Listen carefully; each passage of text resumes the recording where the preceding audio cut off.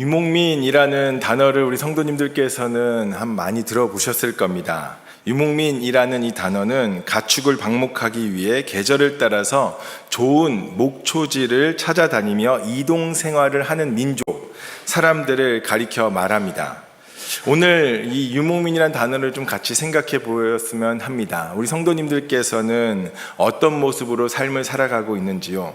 유목민의 모습으로 삶을 살아가고 있는지요? 아니면은 한 곳에 정착한 정착민으로 살아가고 있는지요? 한 곳에 정착하여 살아가는 정착민으로 오늘 우리는 생각할지도 모르지만은 사실 우리는 유목민처럼 살아가고 있다라는 생각이 듭니다. 왜냐하면 우리가 살아가는 이 사회 속에서 우리가 한 곳에 머물며 살아가도록 내버려 두고 있지 않기 때문입니다. 저만 하더라도 서울에서 태어나서 대전에 살았다가 수원에 살았다가 의왕에 살았다가 동탄 살았다가 여기저기 이사를 참 많이 했었는데요. 이렇게 지금은 또 이제 고양시에 살고 있습니다. 12월이 되면 또 이사를 해야 되는데요. 주께서 어디로 인도를 하실지 기도하고 있습니다. 이렇게 생각을 해보면 주변의 상황과 환경이라고 하는 것이 빠르게 변할 뿐만 아니라 우리로 하여금 옮겨 다니는 삶을 살도록 밀어내고 있는 것은 아닌가 생각해 봅니다. 뿐만 아니라 이렇게 우리 거처를 이동하며 살아가는 그것만이 아니라 우리의 생각 또한도 어떠한 생각에 고정되고 정착됨이 없이 어느 한 곳에 닻을 내릴 장소, 평안한 마음, 생각이 참으로 없고 참으로 어디를 살아가야 될지 모르겠다라는 생각이 있음을 또한 느낍니다. 이런 점을 생각해 볼 때 우리는 정착민으로 삶을 살아간다는 느낌을 갖기보다는 어느덧 우리는 또 다른 유목민으로 삶을 살아가고 있다라는 생각이 참 많이 듭니다. 그래서 아마도 사람들은 이러한 유목민적인 현대인들의 삶에 대해서 새로울 신이라는 한자어를 붙여서 신유목민이다라는 신조어를 만들기도 하였습니다. 이 유목민이라는 단어를 한 번 더 생각을 해보면 이 단어의 어원을 추적해 볼 때 함께 나눈다라는 이 단어에서부터 파생된 단어라는 것을 발견하게 됩니다. 그러면 유목민이라고 하는 단어를 생각해 볼 때 그 어디에도 마음에 닻을 내리지 못한 상태에서 정처 없이 갈 바를 모르고 떠돌아다니는 사람이다 라고 생각할 수는 없을 겁니다.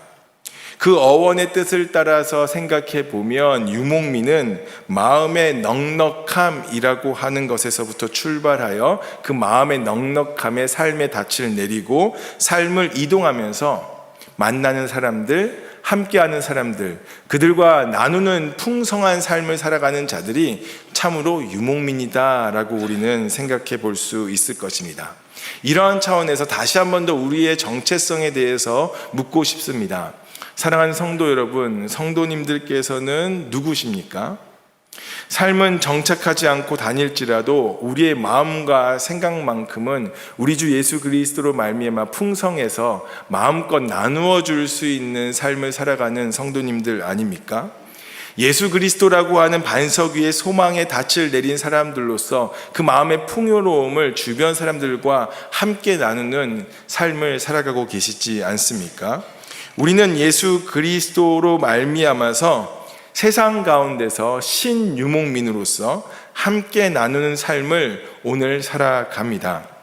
그래서 저는 이곳에 앉아 계신 우리 성도님들 뿐만 아니라 우리 그리스도인들에 대하여 새로운 정체성이 부여되었다고 한다면 그것은 신유목민이라고 하는 점, 믿을 신자를 써서요, 신유목민이라고 하는 정체성이 있다고 말하고 싶습니다.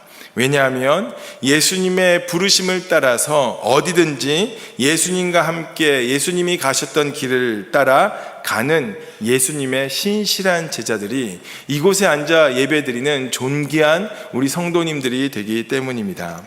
그러므로 우리는 복음을 나누기 위해 하나님의 그 부르심의 뜻을 따라서 정착민으로 살기를 꿈꾸지 않습니다. 우리는 신유목민으로 살기를 꿈꾸며 오늘도 도전하며 살아가는 예수님의 사람들입니다. 그렇다고 한다면 이러한 신유목민의 길을 걸어가는 우리가 따라가야 할 예수님의 길은 어떠한 길이었을까요? 본문을 보게 되면 예수님이 가신 그 길, 신유목민으로서 우리가 따라가야 하는 예수님의 길이 어떤 길인지 알려줍니다. 먼저 예수님이 가신 길은 선교의 길이었습니다. 51절에서부터 54절의 말씀을 보게 되면 예수님께서 선교의 길을 걸어가셨노라 확인하게 되는 것이죠. 요한복음 2장에서 시작된 예수님의 첫 번째 표적에서부터 시작해서 4장 54절에서 두 번째 표적이 이르기까지 예루살렘이라고 하는 곳을 떠나 유대에서 사마리아, 그리고 이중 언어를 사용하면서 외국인들이 자유롭게 드나들 수 있었던 갈릴리라고 하는 지역까지, 요한복음은 예수님께서 선교의 길을 가고 계신다라고 하는 점을 우리에게 알려주고 있습니다. 다음으로 예수님이 가신 길은 사명의 길입니다. 43절에서부터 45절의 말씀에서 알려줍니다. 예수님이 가시는 길은 모든 사람들이 환영하고 존경하는 길은 아니었습니다. 도리어 거절하고 거부하는 길로서 누구든지 이 길을 가고자 한다면 포기하고 싶은 생각이 드는 길이었습니다. 그러나 예수님께서는 그 길을 가셨습니다. 비록 고향에서 높임을 받지 못한다 할지라도 하나님께서 보내셨고 부름받은 바를 따라서 그 선교의 길, 사명의 길을 걸어가십니다. 예수님은 철저히 하나님의 뜻에 순종하며 거절의 자리라고 할지라도 길을 가십니다.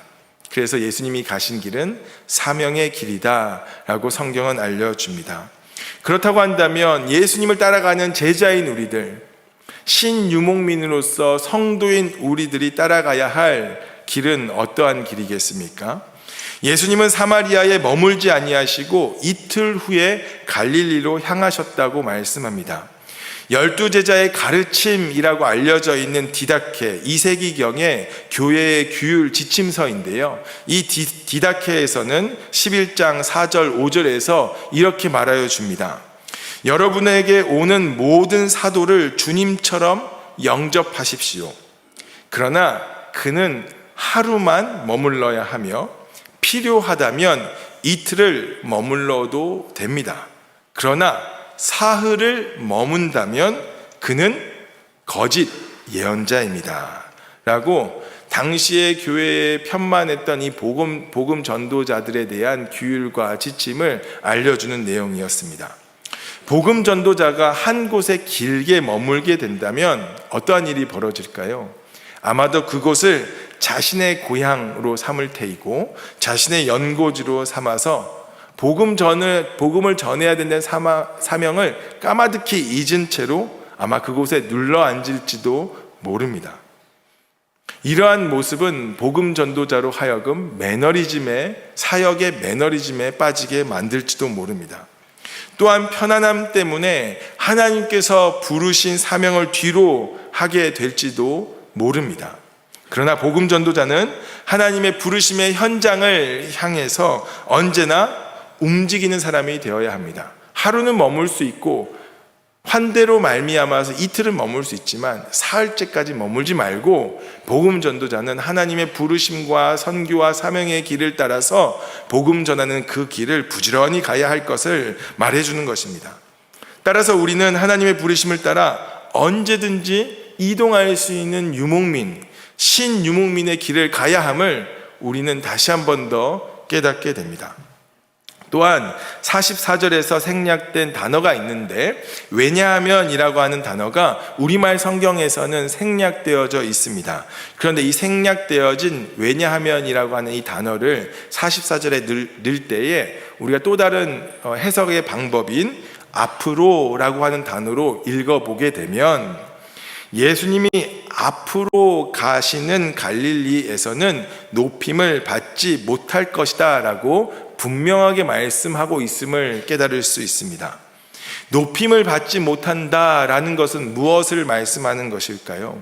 48절에 있는 말씀을 보게 되면 표적과 기사를 보지 못하면 도무지 믿지 아니한다라는 예수님의 말씀을 비추어 생각해 본다면 사람들의 관심은 지금 예수님께 쏠려 있는 것이 아니라 예수님이 행하시는 기적에만 오로지 쏠려 있음을 볼 수 있습니다. 관심이 예수님이 아닌 예수님이 행하신 기적에 있다는 것이죠.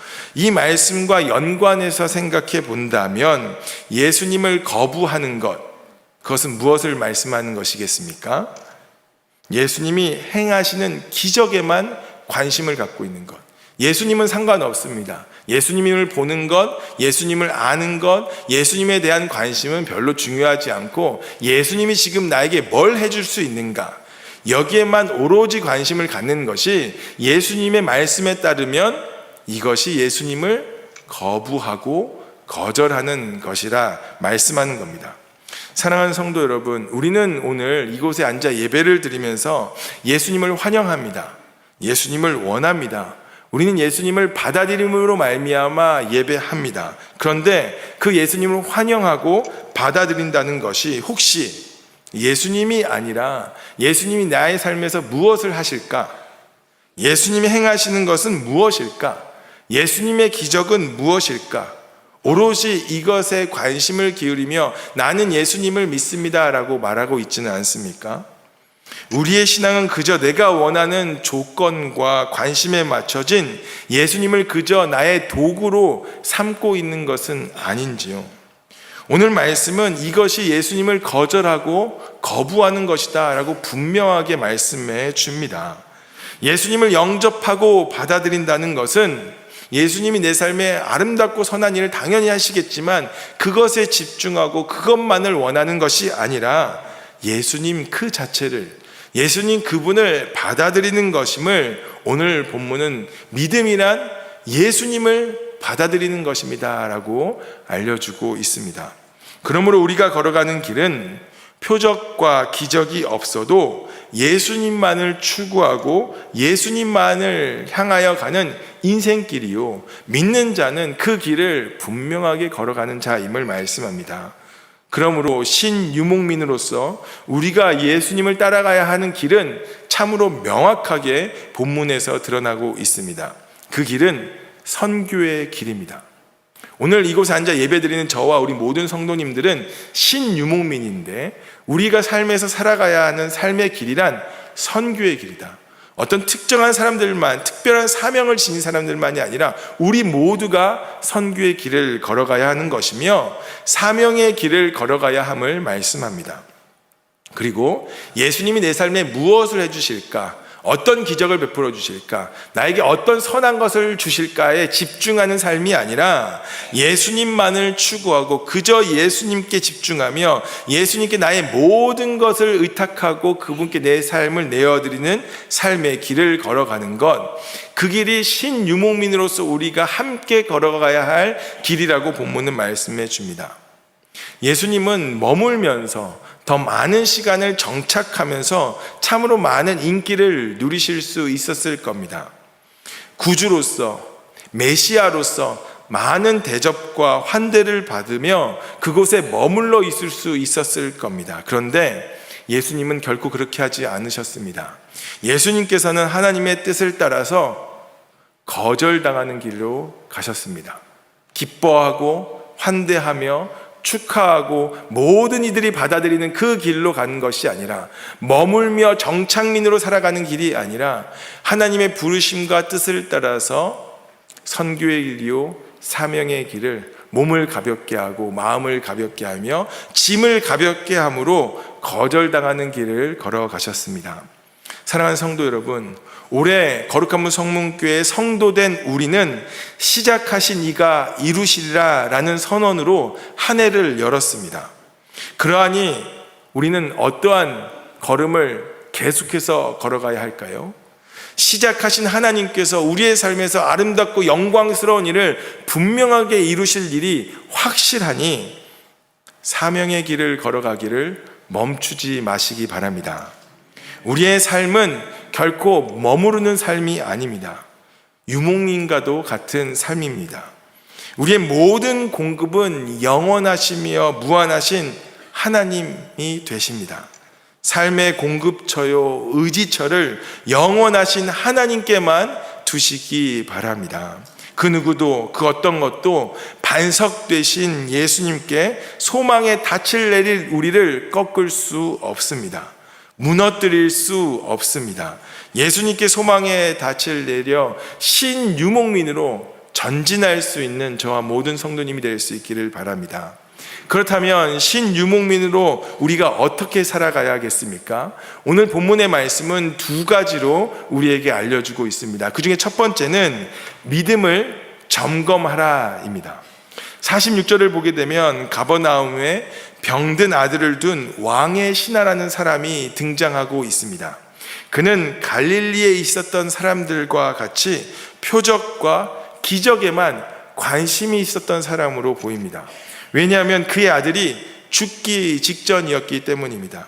그렇기에 그는 다짜고짜 예수님이 갈릴리에 오시다는 소식을 듣고 가버나움으로 와서 자신의 아들을 고쳐달라고 예수님께 간절히 간청합니다.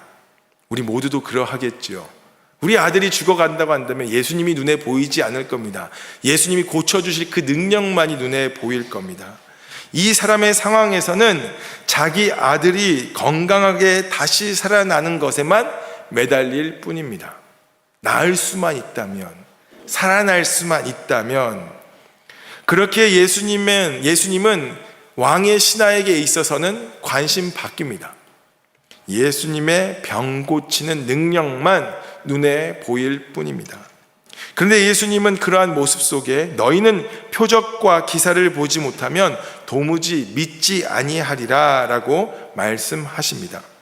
왕의 신하가 찾아왔는데 예수님은 너희는 이라고 말하며 온 회중들, 제자들을 포함한 모든 사람들이 듣도록 말씀하며 오늘 요한복음을 읽는 우리에게도 말씀하십니다. 왕의 신하뿐만 아니라 갈릴리 모든 사람들에게 너희가 원하는 것이 진정으로 무엇이냐? 너희가 원하는 것이 나 예수가 아니라 내가 무엇을 행하는가? 내가 무엇을 행할까? 여기에 있는 그 기적만 관심 있는 것이 아니냐라고 묻는 것입니다. 왜 예수님은 이렇게 말씀하실까요? 아들을 잃을 위기에 있는 아버지를 좀 긍휼히 여겨주시고 불쌍히 여겨주셔서 고쳐줄게 라고 말씀하시면 좋겠지만 왜 예수님은 아들을 잃을 위기에 있는 아버지에게 이렇게 말씀하시는 것일까요? 뿐만 아니라 오늘 우리에게도 주님, 내 삶이 절망입니다.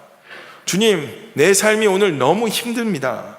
주님, 내 상황은요? 내 상황 좀 헤아려 주시면 안 됩니까? 그래서 좀 당신의 능력으로 도우시고 힘주셔서 돌파하면 오죽 좋겠습니까? 그럼 나에게 믿음이 생길 텐데요.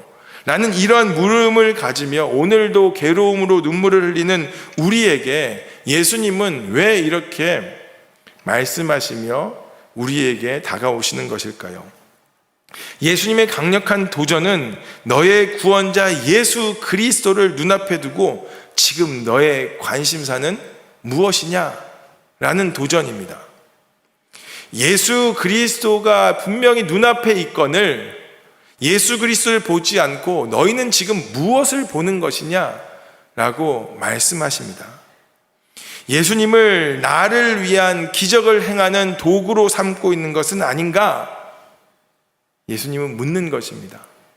그러면서 예수님께서는 이 말씀을 통하여 왕의 신하뿐만 아니라 갈릴리의 사람들에게 그리고 오늘 요한복음을 읽는 우리들에게 너는 예수께 집중해라 라고 말씀하십니다. 예수님은 불안하고 절망감에 두려워서 아무것도 보지 못하는 왕의 신하에게 이렇게 말씀하십니다. 살아있다 라고 말이죠.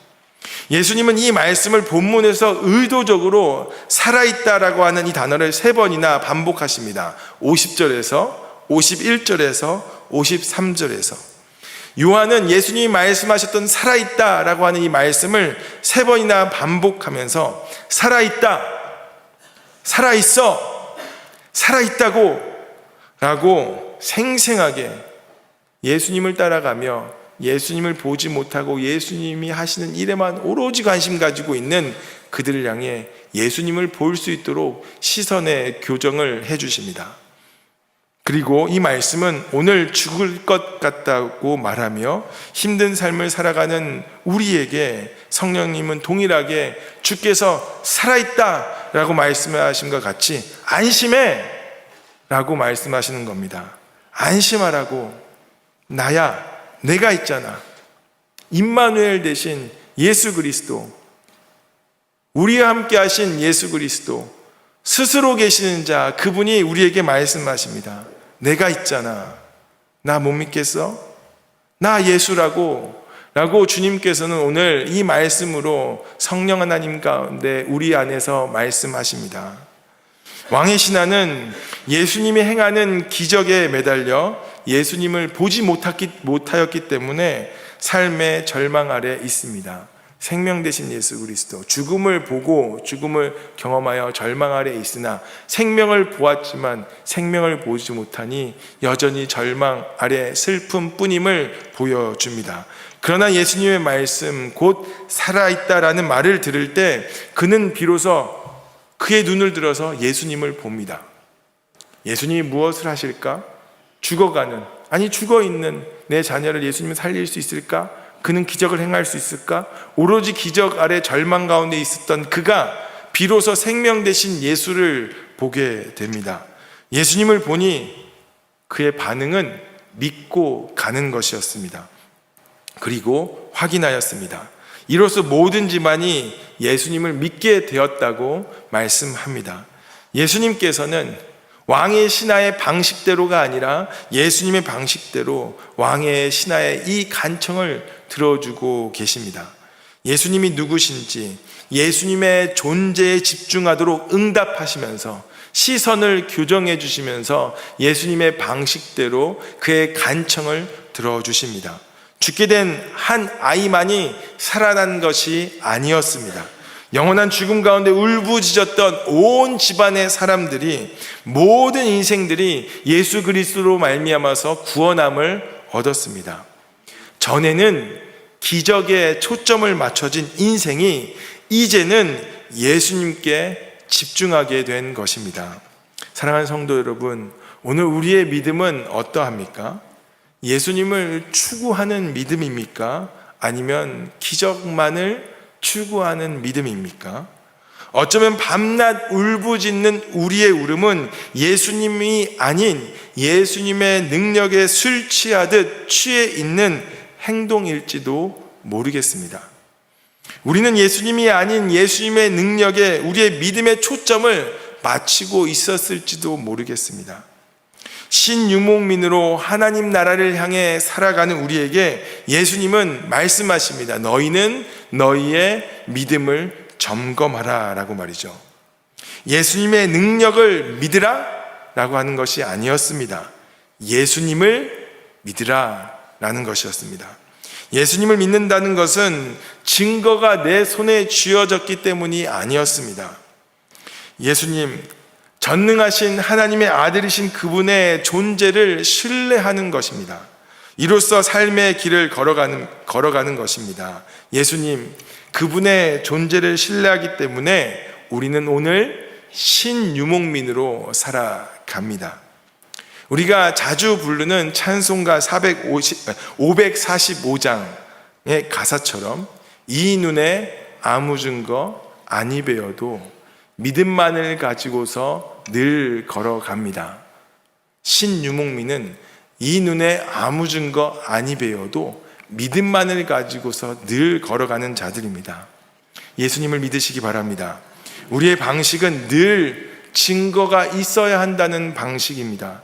그러나 예수님의 방식은 증거가 아니라 말씀합니다. 예수님 자체에 집중하는 것이다 말씀합니다. 그분 자체를 신뢰하는 것입니다. 그리고 결국엔 예수님의 길을 신유목민으로서 믿음 가지고 걸어가다 보니 무엇을 하냐면 증거를 비로소 발견하게 됩니다. 한 걸음 한 걸음 따라가 보니 증거가 하나하나 쌓여가게 되는 것입니다. 그리고 그때 우리의 믿음은 더욱 굳건해질 것입니다. 사랑하는 성도 여러분, 기억하십시오. 증거를 확인함으로 믿는 것이 아니라 믿어 행하였기에 증거를 확인하는 것입니다. 두 번째로 우리는 믿음의 자신감을 가져야 합니다. 본문에서 가나라고 하는 장소를 우리가 주의 깊게 봐야 합니다. 2장 1절에서부터 12절은 가나의 혼인잔치로 예수님의 첫 표적을 말씀해 줍니다. 그리고 우리가 같이 읽었던 오늘의 본문 왕의 신하의 아들을 고치신 예수님의 두 번째 표적은 가나라고 하는 곳에서 서로 연결되어지고 있습니다. 이 두 장소에서 모두 기적과 결단하는 믿음의 행위가 나타나고 있습니다. 혼인잔치에서는 제자들이 예수님이 자신의 영광을 나타내실 그때에 예수님을 믿었다라고 말씀합니다. 그리고 2장 22절은 예수님이 부활하신 후에야 비로소 더욱 예수님을 믿었다고 증언합니다. 그러나 오늘 본문에서 왕의 신하는 믿음으로 반응할 때에 그는 보는 것이 아니라 예수님의 하신 말씀을 믿고 갔다라고 하는 것을 강조합니다.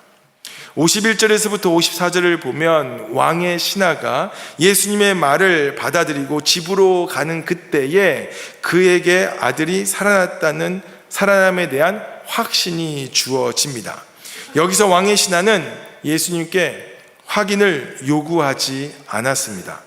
그가 받아들이고 가는 길에 확인이 주어진 것입니다. 그는 예수님이 말씀하신 그때 아들이 살아남을 확인했습니다. 예수님이 생명 주시는 분임을 그제서야 확인할 수 있었습니다. 정리하면 제자들은 예수님의 부활을 확인한 후에야 믿을 수 있었다고 한다면, 반면에 이 왕의 신하는 예수님의 말씀을 믿고 간 후에 확인하였다라고 하는 것을 볼 수 있습니다. 누구의 믿음이 진짜 믿음일까요? 제자들의 믿음이 진짜 믿음일까요? 왕의 신하의 믿음이 진짜 믿음일까요? 요한복음은 이 두 부류의 사람들의 믿음이 모두 믿음이다라고 말하여 줍니다. 제자들이 보고 확인하고서 믿는 자들이었다고 한다면, 보고서 비로소 그 증언들을 붙잡음으로 말미암아 믿는 자들이었다고 한다면, 왕의 신하는 보지는 못하였지만 믿고 행하는 가운데 증거를 붙잡고 확인하는 자를 대표하여 줍니다. 그런데 요한복음은 둘 다 믿음 있는 자다라고 말씀합니다. 그러므로 우리는 믿는다는 것을 이렇게 말할 수 있을 겁니다. 예수님의 영광을 얼마나 많이 보았든지 또는 얼마나 적게 보았든지 예수님의 말씀을 그대로 받아들이고 살아가는 것이 믿음이다라고 말입니다. 내가 믿는다 하면서 내게 뭔가 보여주는 것이 없어서 의심이 찾아오는 것에 낙심하지 마십시오. 뭔가 손에 잡히는 것은 없는 듯 하지만 예수님의 말씀을 믿고 받아들이고 행동함으로 하나하나 확인해 가는 신앙 또한도 믿음입니다. 그러므로 내가 모든 것을 다 믿지 못하고 믿어가고 있다고 하여 위축하지 마시기 바랍니다. 더 많이 믿어야 하는데, 더 굳건히 믿어야 되는데, 흔들리지 않아야 되는데 라고 생각하며 위축되지 마시기 바랍니다. 비록 의심하며 흔들리며 조금은 두렵지만 묵묵히 신유목민으로서 예수님의 길을 따라가고 있다면 믿음의 길을 가고 있는 것이며, 그 가운데 우리가 확신할 수 있는 바는 주께서 주시는 증거들을 하나하나 손에 붙들게 될 것이기 때문입니다. 그렇다고 이 흔들리는 믿음에 대하여서 자만하라고 하는 것은 아닙니다. 다만 우리가 예수님을 믿고 있음을 아직은 완벽히 다 알지는 못하지만 그럼에도 예수님을 믿고 있음을 기쁘시게 생각하시기 바랍니다. 우리가 예수님을 안다면 얼마나 많이 알겠습니까?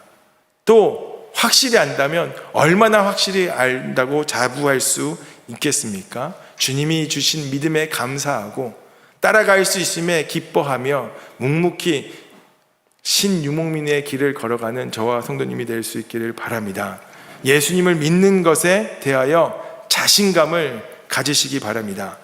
믿음 가지고 살아가는 우리에게 예수님께서는 이제 하나씩 그 믿음에 대한 증거들을 주시며 확증해 주실 것이기 때문입니다. 이제 말씀을 마치고자 합니다. 한비야의 책 지도 밖으로 행군하라 라고 하는 책의 뒷표지 글을 보게 되면 이러한 글이 쓰여져 있습니다. 제가 한번 인용하여 읽어드리겠습니다. 무엇이 내 가슴을 뛰게 하는가? 정말 힘들어 죽겠군. 무쇠로 만든 사람이라도 녹고 말겠다. 이렇게 입이 대빨이나 나와 죽겠다고 아우성치면 내 안에 내가 곧바로 튀어나와 이렇게 묻는다. 누가 시켰어? 그렇게 힘들면 그만두면 되잖아. 아니, 누가 그만두겠대? 말이 그렇다는 거지. 그럼 왜 계속 하고 싶은 건데? 답은 아주 간단하다. 이 일이 내 가슴을 뛰게 하기 때문이다. 내 피를 끓게 하기 때문이다. 몸은 고생하지만 하고 싶었던 일을 하고 있는 지금이 훨씬 행복하다. 오늘도 나에게 묻고 또 묻는다. 무엇이 나를 움직이는가? 가벼운 바람에도 성난 불꽃처럼 타오르는 내 열정의 정체는 무엇인가? 소진하고 소진했을지라도 마지막 남은 에너지를 기꺼이 쏟고 싶은 그 일은 무엇인가? 이 글을 읽는데요, 가슴이 웅장해지고 뜨거워지고 하는 것을 느꼈습니다. 예수의 심장을 가지고 있는데, 예수의 보혈로 구원함을 얻었는데, 예수의 생명이 우리 가운데 있는데, 그래서 기도했습니다. 하나님, 우리 성도들과 예수의 심장 가지며 예수의 피로 뜨거운 열정 가져서 신유목민으로 살아갈 수 있는 은혜를 주옵소서라고 말이죠. 신유목민으로 하나님 나라를 향해 살아가는 사랑하는 성도 여러분, 여러분의 심장을 예수 그리스도로 뛰게 하시기 바랍니다. 오늘의 평안함에 안주하길 기대하지 마십시오. 거칠고 따가운 태양빛으로 숨막히고 나를 짓누르는 척박한 환경에 신유목민으로서 기꺼이 뛰어들어가시기 바랍니다. 그리고 거기서 생명 되신 예수 그리스도, 소망 되신 예수님의 복음을 마음껏 풍성히 나눌 수 있는 풍요로운 성도 되시기 바랍니다. 그러할 때 여러분의 믿음은 결코 하찮게 여기지 마십시오. 소망이 닫힐 예수님, 그분의 존재에 내려 예수님으로 존귀한 우리 성도님들의 피를 예수 그리스도의 보혈로 들끓게 하시길 바랍니다. 그리하여 오늘도 주께서 부르신 삶의 현장에서 예수 그리스도로 인하여 더욱 행복을 가지고 살아 마침내 시작하신 이가 이루시는 우리의 삶의 놀라운 일들을 경험하는 저와 모든 성도님이 될 수 있기를 소망합니다.